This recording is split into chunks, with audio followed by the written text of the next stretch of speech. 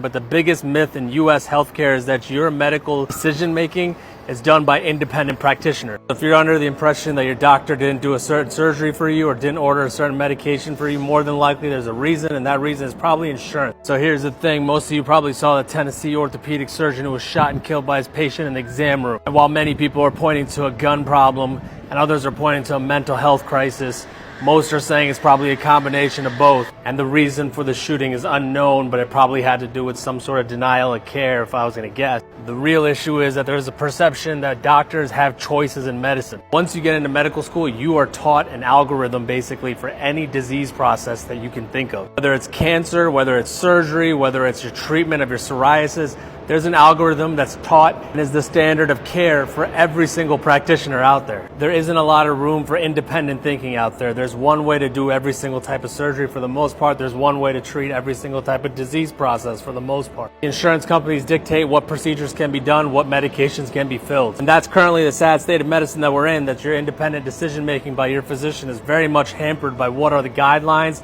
what's approved by insurance. That's not to say there's some bad apples out there, but more than likely it's not your doctor's fault.